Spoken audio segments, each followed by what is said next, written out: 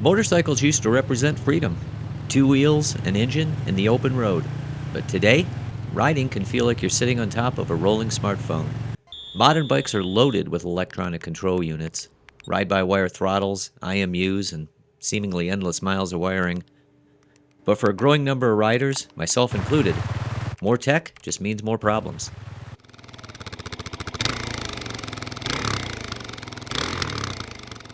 Due to global emission laws over the past decade or so, almost all street bikes have been forced to adopt fuel injection and ECUs. But thankfully, there are a few holdouts, a handful of metal dinosaurs that have just refused to evolve. Here are the true analog machines that you can still buy new today. First up is the Suzuki DR 650. They've been making this exact bike since the Bronze Age. I'm pretty sure Genghis Khan rode one. It has no traction control, no ride modes. If you fall off, the bike doesn't send out a distress signal. It just lies there in the mud and laughs at you. You don't plug a laptop into the DR to find out what's wrong with it, but in the unlikely event you do have a problem with the bike and can turn a wrench, online forums hold a wealth of information on repairing and modifying them. Not only is the DR a great bike all unto itself, it's also a great platform to build on. Want a relatively lightweight adventure bike? Well, the DR can do that. How about a vintage style scrambler? Well, the DR can do that too. Herd some sheep? Yep. Climb a mountain? No problem. So long as you're not in a hurry anyway.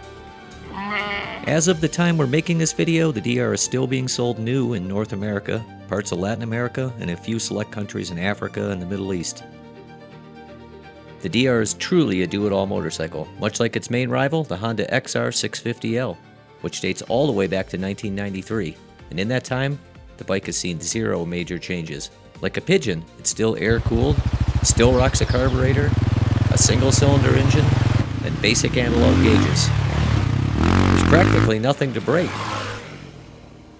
Now, if you're a bit vertically challenged, you'll likely need a stool to get on it, but once you're up there, you're the absolute king of the apocalypse. No high-def screens telling you your lean angle or your core temperature. Nothing to distract you from the business at hand, riding. And it just keeps going. It's a testament to not fixing what isn't broken. And like the DR 650, if you run into a problem with the bike or just want to learn more about it, online forums can provide help with repairing and modifying them. Now, unfortunately, Honda has announced this will be the final production year for the XR. But for now anyway, new old stock bikes can still be found on some showroom floors in North America. But likely, it won't last for long. Then we have the mighty Yamaha TW200. This one goes way back, all the way back to 1987. That's when this fat-tired trail bike was first introduced. It's famous for being impossible to kill.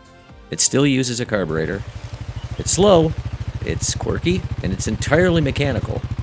It's the ultimate farm or beginner's bike. And Yamaha still sells every single one they make.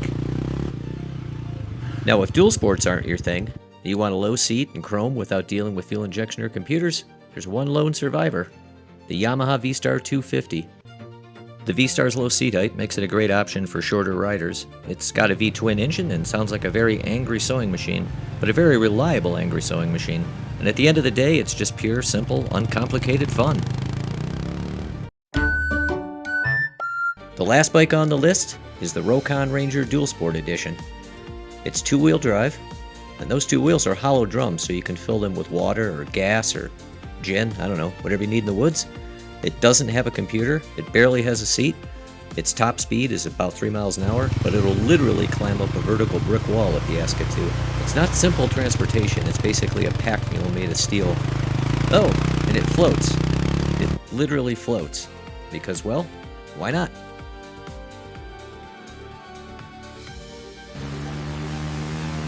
Now, if you're open to picking up a used bike and willing to put in the effort, it is still possible to find a clean, low-mileage blast from the not-so-distant past. For example, it's pretty hard to go wrong with the Suzuki DR 400. This bike was still being sold new in 2024, and rumor has it there are still a few new 2024s out there that some dealers had tucked away. Short of hiring a detective to find one of the unsold 2024s, it's not too difficult to find a solid used example. Having spent the last decade beating the daylights out of my now 25-year-old DRZ, I can attest to its reliability and durability. Well, that's it for now. If you stayed to the end, thanks for watching, and I hope to see you next time.